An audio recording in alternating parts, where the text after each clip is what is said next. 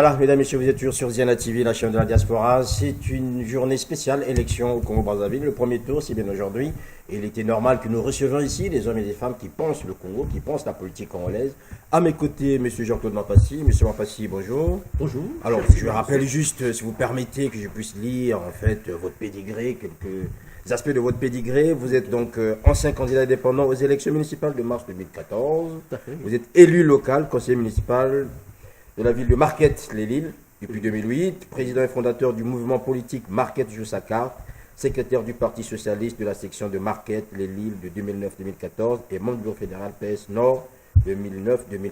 Tout ça pour un seul homme. Tout à fait. Alors, dites-nous rapidement, vous suivez en fait cette actualité congolaise en tant qu'élu local. Vous avez pris une initiative, avant qu'on revienne sur cette initiative, puisque vous avez adopté à François Hollande déjà. Comment est-ce que vous analysez de là où vous êtes, dans le Schnorr, comme on dit ici, la situation de l'autre côté du Congo, du Brazzaville? Cher Sir Makosso, laissez-moi d'abord vous dire, dans un premier temps, je suis très heureux d'être en face de vous parce que j'apprécie le travail que vous faites en tant qu'acteur de communication. Et à travers vous, vous faites véhiculer effectivement le message aujourd'hui qui est très important, à savoir connaître ce petit pays de l'Afrique centrale. Et pour moi, c'est un honneur d'être en face de vous, justement pour répondre à un certain nombre de questions. Ceci étant dit, concernant la question aujourd'hui qui brûle Brazzaville, donc le Congo-Brazzaville, c'est pour moi un plaisir de voir que ce petit pays, sa population aujourd'hui se trouve mobilisée pour aller voter. C'est pour moi déjà une belle réussite, étant donné qu'il y avait des interrogations, il y avait des questions, et aujourd'hui, j'estime que aller déjà faire ce premier pas, c'est pour moi déjà une réussite. Alors, une réussite pour vous, déjà sur le plan personnel, puisque vous êtes élu local dans le nord de la France. Cette élection au Congo, certains l'ont boudé au départ, et aujourd'hui, finalement, il y a un engouement avec l'arrivée d'un homme qui était Jean-Marie Michel Moukoko. Je suis très heureux, effectivement, l'arrivée sur la scène politique de cet homme, un poids lourd, bien évidemment, du point de vue de son curriculum vitae, parce que justement cet homme a beaucoup œuvré du point de vue militaire, administratif, puisqu'il était un des leaders. Pour moi, il vient justement battre en brèche toutes les affirmations hier qui faisaient effectivement fureur, notamment que le Congo-Brazzaville, en effet, il y a une question tribalisme. Oui. Donc, l'avènement de cet homme aujourd'hui. Là, c'est quasiment ce mythe, puis c'était quasiment un mythe. Tout à fait. Pour moi, j'ai toujours dit, c'était ma position de départ. Au Congo-Brazzaville, il n'y a pas une question de tribalisme. C'est une question, effectivement, par définition, c'est ma conception, c'est une question de ceux qui sont dans le pouvoir, c'est-à-dire qui profitent du système et les excluent du système. Et mon coco, aujourd'hui, lui-même, il a dit, j'ai suivi un de ses discours en disant qu'il était, à un moment donné de sa carrière professionnelle, mis à l'écart. Donc, il a vu ce qui se passe lorsqu'on est écarté. Donc, aujourd'hui, le Congolais lambda, étant écarté du système, moi, ce que je pense, son avènement, effectivement, donne un peu de l'espoir aux Congolais qui se trouvent aujourd'hui dans la disette, même du point de vue conceptuel, du point de vue intellectuel. Donc il libère les énergies. Alors, les campagnes, vous connaissez, puisque vous en avez pratiqué. Aujourd'hui déjà, comment avez-vous apprécié en fait la campagne au Congo dans son ensemble? L'analyse que je fais d'emblée, pour moi, je trouve excellent les propos déjà d'un grand homme comme Jean-Marie Michel Moukoko. Dans ses dires, j'ai compris que cet homme, en effet, il analyse de façon très précise la situation du Congo. Parce qu'il a bien nommé les mots. Il dit il y a un problème de gouvernance, il y a un problème de leadership, il y a un problème également de ce que moi j'appelle, c'est-à-dire de manque de valeur. Parce que quand on n'a pas de valeur, en effet, il y a des dérives, notamment celle de corrompre, celle de voler. Quand on est élu, quand on est acteur politique, on n'est pas là pour détourner les fonds publics, on est là au contraire pour tout faire, ce qu'on appelle en fait dans le monde religieux un sacerdoce. Mais au Congo-Brazzaville, forte de constater que les gens, les hommes politiques, ils sont là, au lieu d'aider leurs citoyens, ils sont là d'abord à mettre dans les poches, et la population se trouve dans une disette. Même un petit pain, c'est pas évident d'en trouver. Voilà. Et c'est cette disette que vous avez voulu faire savoir au monde entier, notamment au président de la France, François Hollande. Alors, l'initiative dont j'évoquais tout à l'heure, c'est que vous lui avez adressé une lettre pour lui faire part de la situation au Congo en tant qu'élu déjà. Tout à fait. C'est-à-dire, j'ai été, il y a quelques mois, j'ai reçu un appel en fait d'un de mes professeurs de première année, Marien Gobi, l'université Marien Gobi, qui, de passage à Paris, il m'appelle, je ne sais pas qui lui avait dit que j'étais élu local, il m'appelle, je lui dis, écoute mon grand, tu peux remonter sur l'île, de façon à ce qu'on partage un petit moment ensemble. Il me dit, mon grand, mon petit, je n'ai pas les moyens pour venir jusqu'à l'île, et moi, ce que j'ai fait, je descends donc à Paris. Je partage avec lui quelques heures, et à partir de là, il me branche très rapidement la situation du Congo-Brazzaville, mais une situation, un tableau très noir. Et moi, je ne voulais pas en fait sortir de l'anonymat, puisque j'étais dans mon coin, je ne voulais pas en fait, contribuer en fait peut-être pas à l'amélioration, au problème du pays. Et c'est lui qui m'a donné, il dit que, écoute Jean-Claude, il faut agir parce que la situation est très grave. Bon, à partir de là, je me suis dit, j'ai écrit.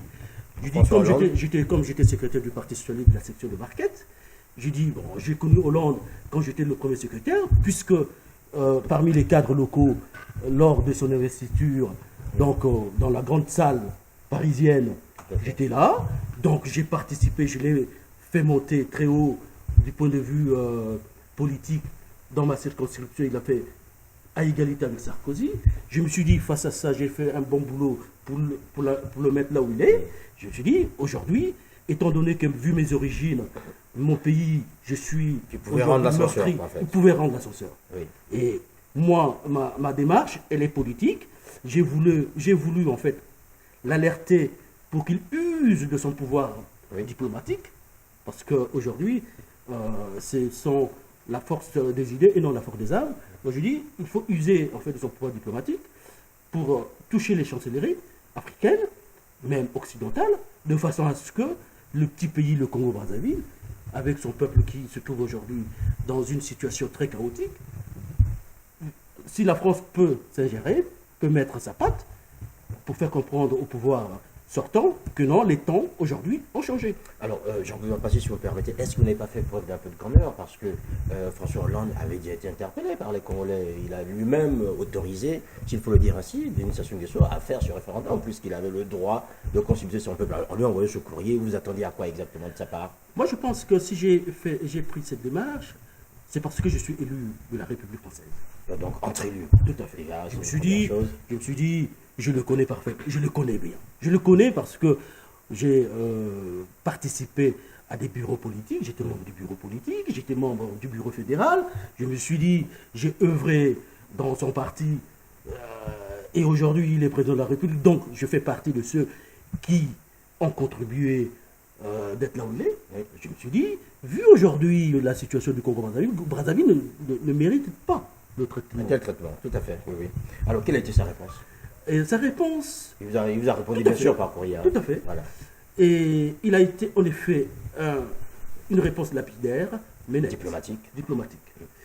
Il dit, bien que je ne crois pas, parce que nous sommes des acteurs politiques, je ne crois pas aux éléments. Ce sont des éléments de langage. Oui. Mais j'estime que c'est à partir de sa réponse, je me suis dit, je ne dois pas en fait laisser la lettre dans ma valise.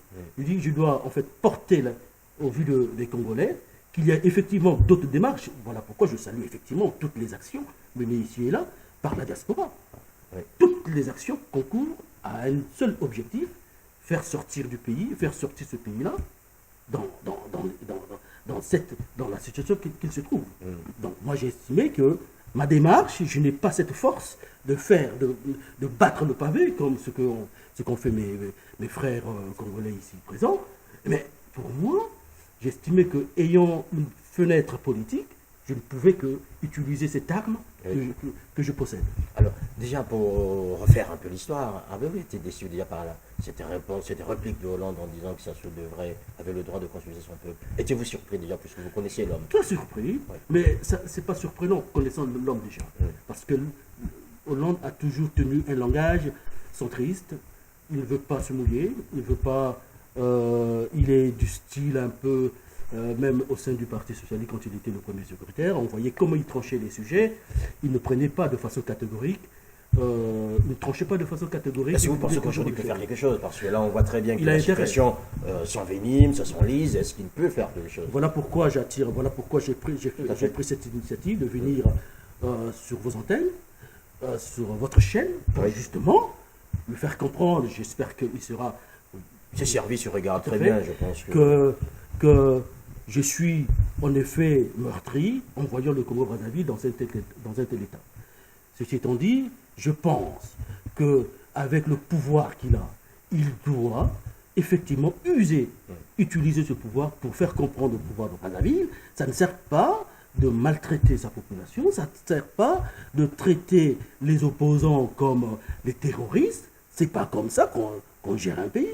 Alors, on a bien compris qu'aujourd'hui, les choses continuent telles que le pouvoir actuel avait prévu. L'élection a bien eu lieu aujourd'hui. Est-ce que vous craignez pour l'avenir de ce pays? C'est-à-dire qu'on voit un peu cette ambiance délétère qu'on constate aujourd'hui. Est-ce que vous, en tant qu'élu et aussi fils de ce pays, vous avez des craintes?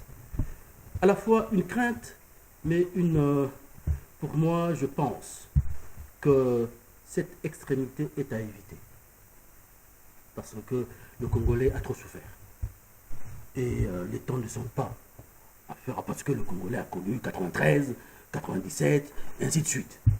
Le Congolais a trop souffert et sa préoccupation première, c'est d'abord manger. Si déjà même le manger, on est incapable de réaliser ce petit besoin primaire, l'emmenant encore dans une espèce de guerre, moi, je ne suis pas de cet avis. Et je pense que c'est là où je fais appel en fait à l'intelligence collective, notamment de celle qui détient les moyens militaires et tous les moyens possibles, notamment le président sortant, de ne plus traiter la population. Ça ne se fait pas. Ça se fait pas. Moi, je l'ai connu quand j'étais jeune, j'étais encore à l'école primaire, aujourd'hui j'ai plus de 40 ans, c'est la même personne. Mais je l'avais apprécié quand j'étais petit. Je me souviens d'une école, un champ, on a tout fait. Et quand il passait, on était comme des petits machins. Mais aujourd'hui, c'est fini, ça. On pense qu'il a travaillé, même s'il n'a pas réalisé. C'est pas notre problème. Il avait tout. Barack Obama n'a que 4 ans. En 4 ans, il réalise des trucs, des choses. Et il veut nous faire comprendre que non, mais on lui donne encore 5 ans, 7 ans, il va réussir. C'est pas comme ça en politique. En 4 ans déjà, les autres réalisent des grandes choses. Alors, Jean-Claude Mpassi, si vous me permettez l'expression, vous faites quasiment votre coming out ici sur Zena TV par rapport à la diaspora, puisque vous êtes ici longtemps, mais vous étiez très peu dans les actions de la diaspora, les actions bien sûr visibles. Aujourd'hui, est-ce que en prenant la parole et en dévoilant l'initiative qui a été la vôtre, vous voulez aujourd'hui vous impliquer d'une manière plus importante par rapport à tout ce qui se fait, notamment ici à Paris, puisque tout se passe quasiment à Paris? Je fais partie de ce. Effectivement, c'est-à-dire que je m'étais mise en retrait, quoi. Voilà, c'est dans ma nature, c'est-à-dire c'est parce que j'ai des amis en effet. Eric qui est avec moi ici présent, c'est-à-dire qu'ils m'ont dit, ça ne sert pas d'être dans ton coin parce que tu fais des actions. J'ai commencé des actions, c'est pas seulement aujourd'hui, il y a fait longtemps, mais ils disent, les gens ne savent pas ça. Il faut maintenant sortir de l'anonymat de façon à ce que les gens puissent découvrir, effectivement, il y a d'autres actions qui se mènent, mais de façon officieuse. Voilà pourquoi moi j'estime, si en fait, en réalité, ayant déjà occupé de fonctions politiques, moi ça ne me dérange pas, mais je suis un acteur politique pragmatique comme on dit, c'est-à-dire je ne suis pas dans le blabla, je suis un homme d'action, moi ce sont les résultats qui comptent, ce ne sont pas tout ce que les gens racontent.